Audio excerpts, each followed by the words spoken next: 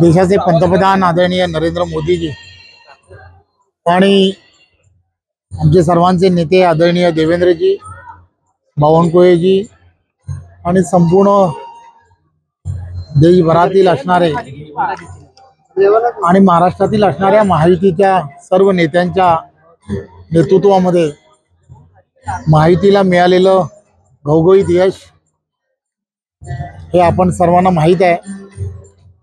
आणि या सर्व प्रकारानंतर पुन्हा एकदा जनतेची सेवा करायला महायुतीचं सरकार पुनर्स्थापन झालेलं आहे। जनतेची सेवा अखंड अविरतपणे अशीच चालू राहो आणि महाराष्ट्रातील सर्व जनतेला चांगलं आरोग्य लाभो।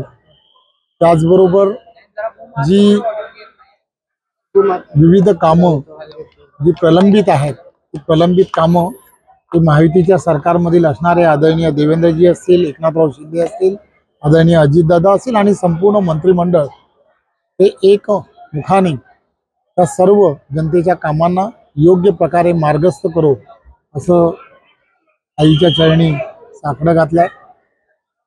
जवळजवळ मला माहीत आहे की आम्ही निवडणुकीच्या अगोदर सुद्धा या ठिकाणी येऊन हेच गाऱ्हाणं देवीला घातलं होतं आणि देवीने हे जनतेचं असणारं मागणं आहे ते पूर्ण केलं असं मला वाटतं।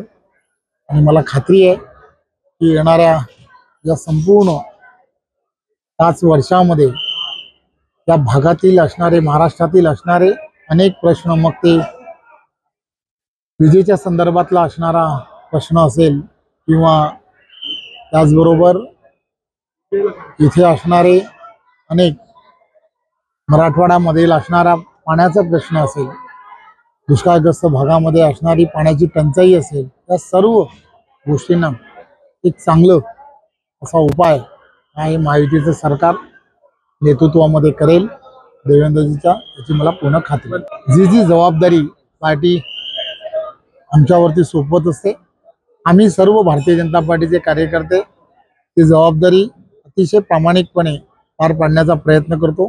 जी जबाबदारी यानंतरही पार्टी देईल ती जबाबदारी अतिशय चांगल्या पद्धतीने पार पाडेल यात काही शंका नाही।